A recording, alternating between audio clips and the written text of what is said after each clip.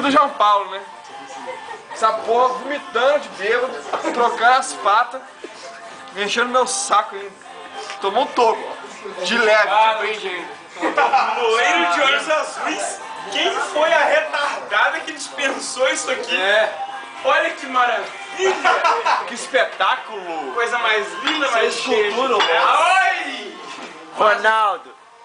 Oi, gente, agiliza aí! Se a pessoa souber, já tiver assistido. Não esquece o seu não, hein, Eu gravei o meu só, hein? Pô, tá todo difícil aí.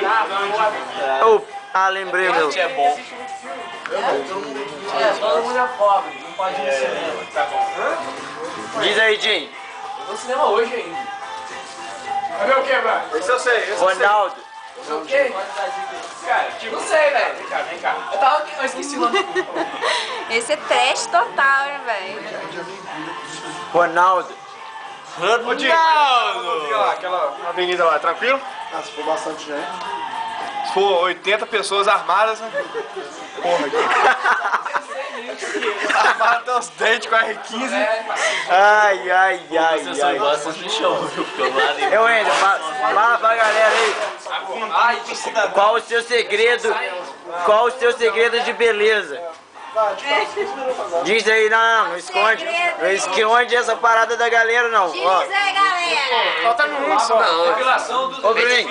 É difícil. Bruninho, beleza? Ei, vem cá, vem cá, vem cá. Duas Meu coração, velho. Nada vai acontecer. Sai daqui, Diego. Sai daqui, Diego. Sai daqui, Ronaldo. E ó, o Strokes rolando na galera. Mas é fácil de fazer. Você deu Strokes, é maneiro. Jet é bom, mas Jet é bom também. Jet é maneiro. Ronaldo. É mais maneiro. Ronaldo, brilha muito no Corinthians. Jet é bom. Esse Strokes é maneiro. Aí, mais outro? Passou a régua? Ronaldo. Ronaldo! Olha só, não, sério mesmo, o dia tá acabando, o feriado é amanhã, eu quero dormir. Vai dormir então, porra! Chupa. Cadê a piscina? Dorme lá e afoga. Olha só, cavalo. Fui.